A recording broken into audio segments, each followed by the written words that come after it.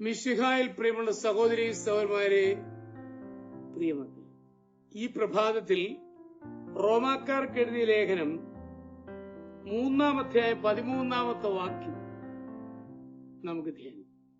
Letter to Romans chapter 3 verse 13.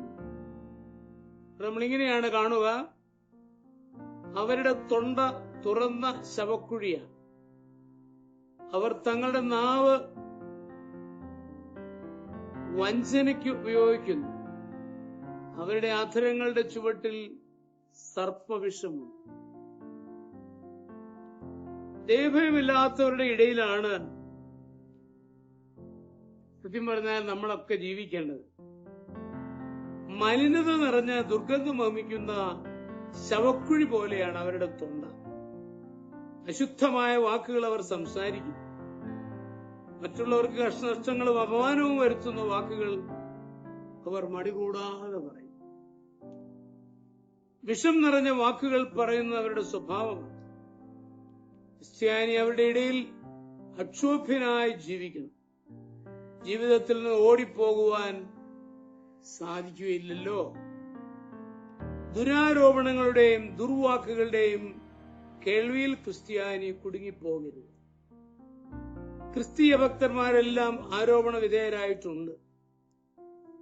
ദാവീദ് രാജാവ് അബ്സലോമിനെ ഭയന്ന് കൊട്ടാരം വിട്ട് ഓടിപ്പോയപ്പോൾ ശിമേയി ദാവീദിനെ ശപിച്ചുകൊണ്ട് രക്തപാതക നീച പോവുക എന്ന് പറഞ്ഞു. അപ്പോൾ ദാവീദ് അവഗണിച്ച ശേഷം യാത്ര തുടർന്നു. നമ്മുടെ കർത്താവിന്റെ വിസ്താര സമയം തനിക്കെതിരെ യഹൂദർ ദുരാരോപണങ്ങൾ ഉയർത്തിയെങ്കിലും താൻ നിശബ്ദത പാലിച്ചു. കഠിനഹൃദയരുടെ ആരോപണങ്ങളെ കർത്താവ് അവഗണിച്ചു. നമ്മളെ പഴിക്കുകയും ഉപദ്രവങ്ങൾ നമ്മെ കൊണ്ട് എല്ലാ തിന്മകളും കളവായി പറയുകയും ചെയ്യുമ്പോൾ നിങ്ങൾ ഭാഗ്യവാന്മാർ, സ്വർഗത്തിൽ നിങ്ങളുടെ പ്രതിഫലം വലുതാകുന്നു. മത്തായി 5:10-11 വരെ അത് പറഞ്ഞിട്ടുണ്ടെന്ന് നമുക്കറിയാം. ദൈവം നമ്മോടുകൂടി ഉണ്ടെങ്കിൽ നമ്മെപ്പറ്റി പറയുന്ന സകല ആരോപണങ്ങളും ദൈവം ആദ്യം കേൾക്കും. തക്ക സമയം വരുമ്പോൾ ആവശ്യമായ നടപടി എടുത്തുകൊള്ളും.